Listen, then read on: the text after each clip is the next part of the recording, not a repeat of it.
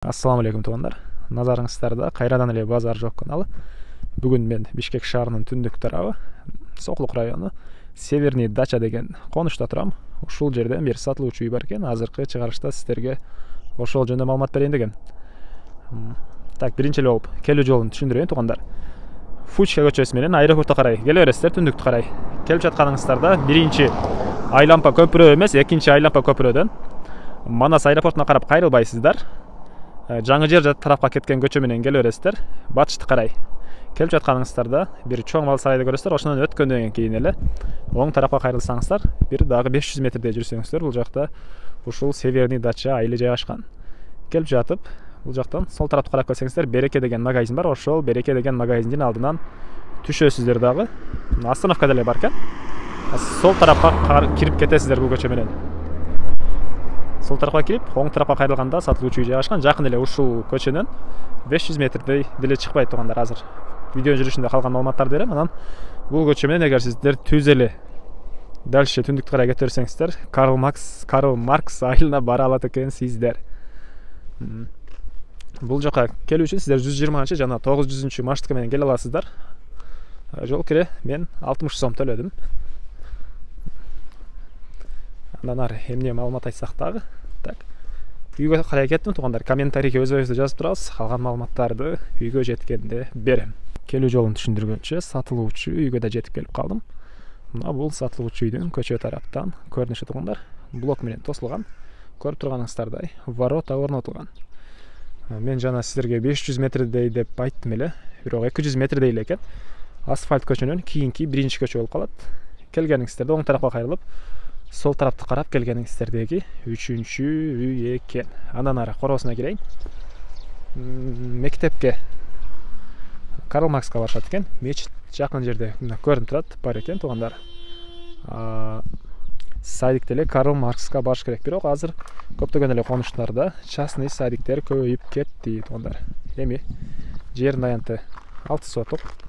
Документ боюнча бул жакта бардык эле үйлөрдө дачный деген документ болот экен. Ошондой документи бар экен. Кызыл китеп, анан техпаспорт жок болот окшойт, менин оюмча. Ал жөнүндө үйесинен өзүңүздөр сурап алыңыздар.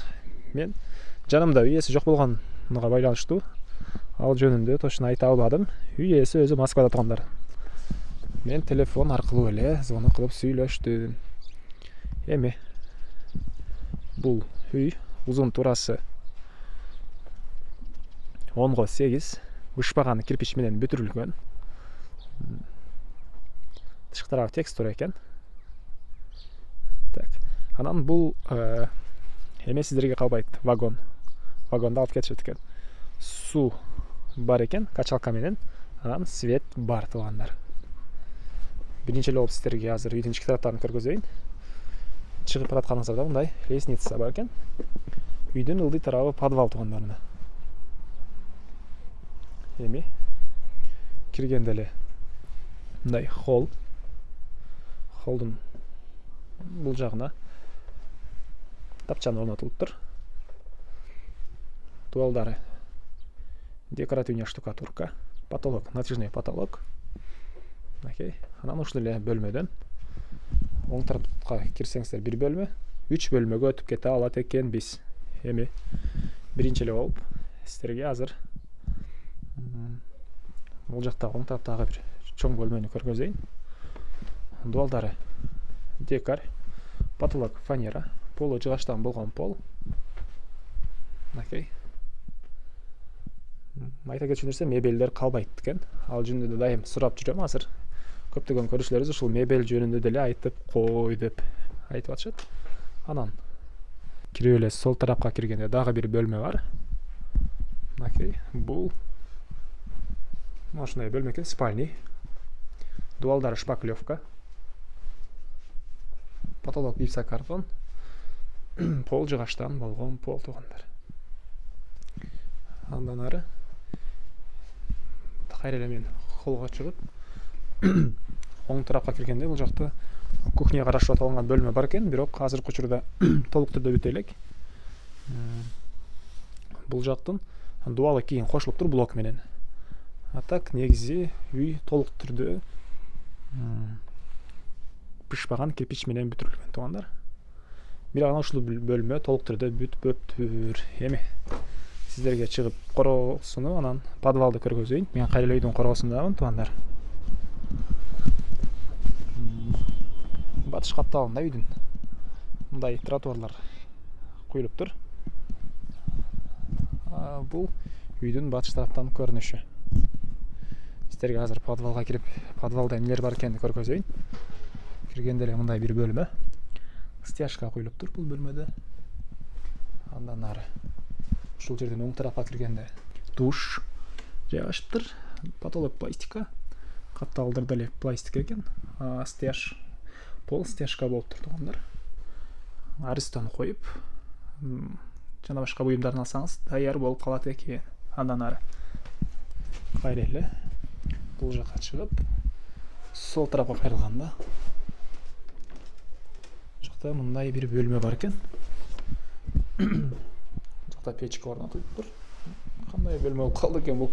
Үй ээси жок болгонго байланыштуу толук түрдө маалыматын алып бере албадым. Кыскасы ушундай бөлмө бар экен. Может, склад ба? Кандайдыр бир план менен салынган бөлмө экен. Мен түшүнбөй калдым туугандар. Түшүнгөндөр комментарийге жазып коюңуздар. Андан ары кайра эле үйдүн ал тарабына өтүп, бул жактан дагы бир подвалга кирүүчү жер бар экен. Бул кухнянын ылдый тарабы болуп калат. Окей. Бул жакта эле кандайдыр бир склад катары иштетсеңиздер болот. Менин оюмча дагы 2 эшик бар экен бул жакта. Аларды ачпай эле коеюн, алар жөнүндө келгенде кимге кызык болсо өзүңүздөр келсеңиздер көрсөңүздөр болот. Анан үйдүн бул чыгыш тараптагы границасы зымтор менен тосулган. Мындай чакан стяжка куюлуптур. Ал жакта батыш тараптагы границасын да көргөзөйүн, анан баасын айтып чыгарылышты аяктайлы туугандар. Мынакей бул жакта бул батыш тараптагы границасы. Кошуна ворота калтырган жерге чейин. Туугандар, эми бул үйдүн баасын айтайлы. $14,000 деп атышат. Сүйлөшүүлөр болот. Ээсинин номерин экранга жана описанияга калтырам. Звонок кылып сүйлөшүп көрүңүздөр туугандар. Бир аз кеми бар сүйлөшүүлөр болот. Жердин аянты алтысы сотук. Документтер боюнча баары бар. Баасы $14,000 деп атышат туугандар. Анан бизде Instagram жана TikTok баракчалары бар. Аларды деле базар жок деп издесеңиздер табылат. Ал жакта ушул үйдүн жана башка сатылуучу үйлөрдүн да сүрөттөрүнү, кыскача видеолорун көрсөңүздөр болот. Анда эмесе мен сиздер менен коштошом. Кийинки чыгарылышка чейин саламатта калыңыздар.